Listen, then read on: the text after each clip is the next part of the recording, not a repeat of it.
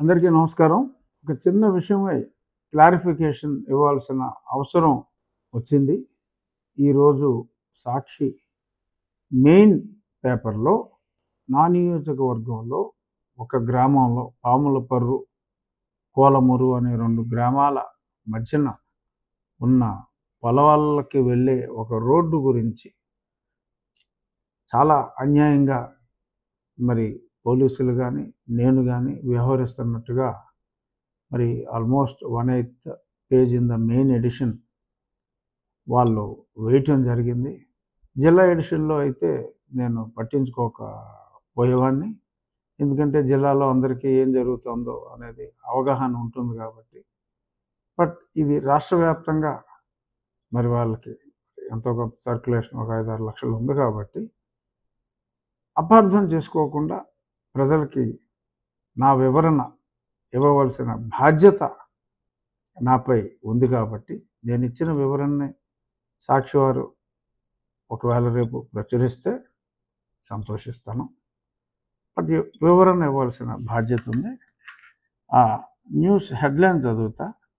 Deputy speaker ఇలాకాలో దళితులపై పోలీసుల అమానుషం, శ్మశాన వాటికలో బలవంతంగా రోడ్డు నిర్మాణానికి యత్నం, తీవ్రంగా ప్రతిఘటించిన దళితులు ఉద్రిక్తత. డిప్యూటీ స్పీకర్ రఘురామకృష్ణరాజే చేయిస్తున్నారంటూ బాధితుల ఆరోపణ. సో ఇక్కడ నేను ఇవ్వాల్సిన వివరం ఏమిటంటే, ఎక్కడైనా సరే గ్రామాల్లో పుంత రోడ్లని ఉంటాయండి. దాంట్లో పుంత రోడ్డు అంటే పొలాలకి వెళ్ళటానికి గతంలో ఉమ్మడిగా వదులుకొని ఏర్పాటు చేసుకున్న రోడ్డు. అదంతా ఆ పుంత రోడ్డు అనేది రెవెన్యూ వారి పరిధిలోనే ఉంటుంది. దాని మీద ఎవరికి ఎటువంటి హక్కు ఉండదు. అటువంటి పొలాల్లోకి వెళ్ళటానికి మెయిన్ పుంత దారి 82 సెంట్ల భూమిని పుంతగా ఎప్పటి నుంచో వాడుకుంటున్నారు. గతంలో 2 సంవత్సరాల క్రితం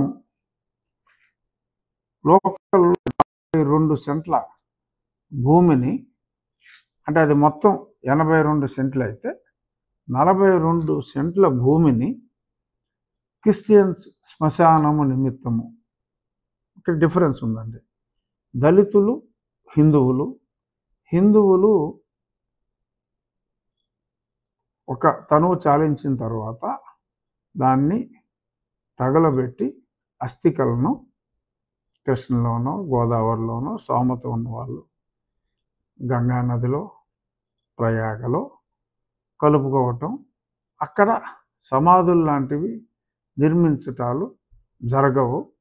సో ఎక్కడైనా సరే హిందువుల శ్మశానం చాలా తక్కువ స్థలంలోనే, అంటే కార్యక్రమాలు నిర్వహించుకోవడానికి పూజలు చేయటానికి కొంత స్థలం అవసరమైనప్పటికీ కూడా ఓవరాల్గా స్థలం రిక్వైర్మెంట్ ఒక్కో గ్రామంలో ఒక అరెకరం, కొన్ని చోట్ల 25 సెంట్లు అలాగే ఉంటుంది. మతాచారం ప్రకారం క్రిస్టియన్స్కి వారు పూడ్చిపెట్టి దానిపైన సమాధి స్తోమత ఉన్న వాళ్ళు గ్రానైట్తో, సో లేని వాళ్ళు సింపుల్గా సిమెంట్తో ఒక పెట్టెలో పెట్టి ఆ పెట్టిన భూమిలో పెట్టి ఆ పైన దాన్ని ఒక సిలువతో ఏర్పాటు చేసుకుంటారు. దీనికి స్థలం చాలా ఎక్కువ కావాల్సి వస్తుంది. సో అక్కడ నెంబర్ 1 దళితులపై దాడి అని సాక్షి రాసింది తప్పు.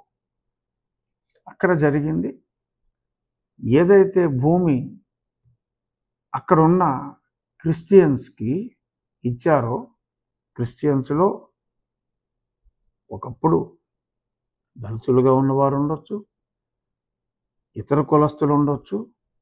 ఎందుకంటే కొలవలేని మతం క్రిస్టియానిటీ.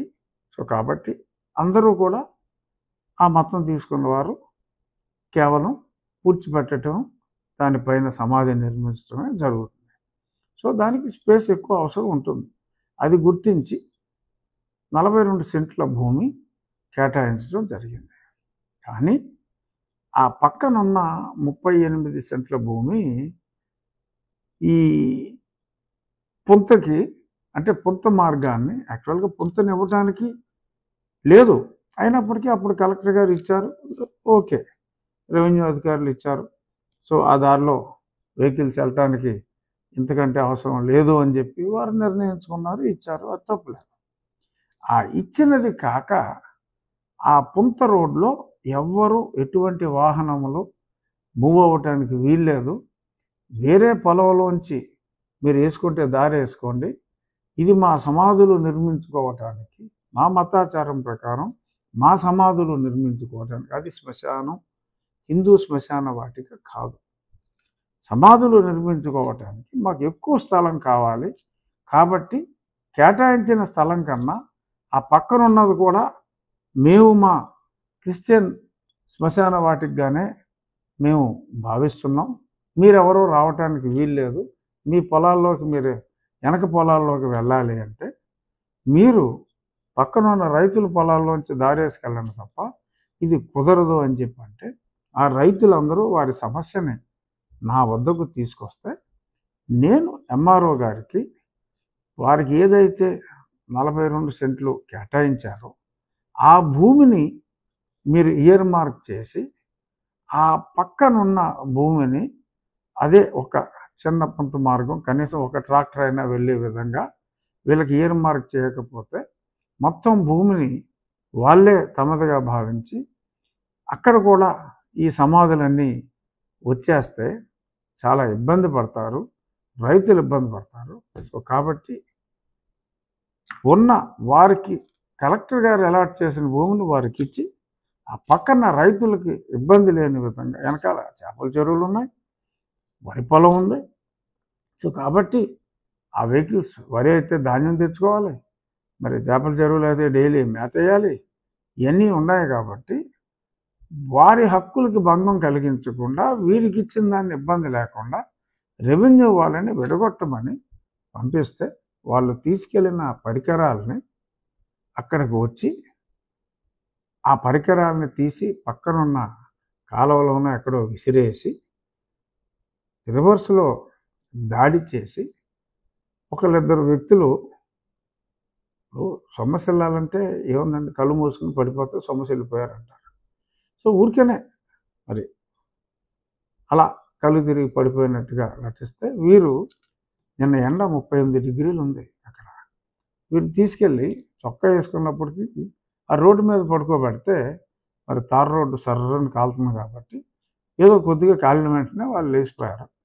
వాళ్ళని హాస్పిటల్కి కూడా తీసుకెళ్లారు, ఎటువంటి గాయాలు ఏమీ లేవని చెప్పి వాళ్ళు ఉల్లాసంగా ఉత్సాహంగానే ఉన్నారని చెప్పి డాక్టర్లు తీర్మానించారు. సో అంతా సజావుగా ఈరోజు కాకపోతే రేపైనా జరుగుతుంది. ఇక్కడ చెప్పవలసింది ఏంటంటే సాక్షి వారికి దళితులపై దాడి అన్నది పచ్చి అబద్ధం. ఎవరిపైనా దాడి లేదు, దళితులు వారు అసలు కానే కారు. వారి మతాచారం ప్రకారం మాకిచ్చిన స్థలం కాదు, మాకు ఇంకా స్థలం కావాలి, ఏదైనా సరే మేము తీసుకుంటాం, అడ్డొచ్చిన అధికారులని కొడతాం, మేమే తనులు తిన్నట్టుగా పడిపోతాం, సాక్షి పేపర్లో వాళ్ళు రాస్తారు అనే ఈ దురుద్దేశాలు సమంజసం కాదు. గౌరవనీయులైన సాక్షి యాజమాన్యానికి నేను చెప్పేది ఏంటంటే వచ్చి గ్రౌండ్ రియాలిటీ చూడండి, ఆ పేపర్స్ వెరిఫై చేయండి. రేపొద్దున మీ సాక్షి కార్యాలయాలు ఉంటాయి, ఆ కార్యాలయాల్లో 4 శవాలు తీసుకొచ్చి పాతేసి ఈ శ్మశానం ఇది మా క్రిస్టియన్స్ శ్మశానానికి మేము వాడుకుంటున్నాం, ఎందుకంటే మాకు భూమి సరిపోవట్లేదు, దినదినం సంఖ్య పెరుగుతుంది, మేము పాతిపెట్టాలి అని నీ సాక్షి కార్యాలయం ఆక్రమించుకుంటే ఏం చేస్తావు? Please subscribe to Leo news for more videos.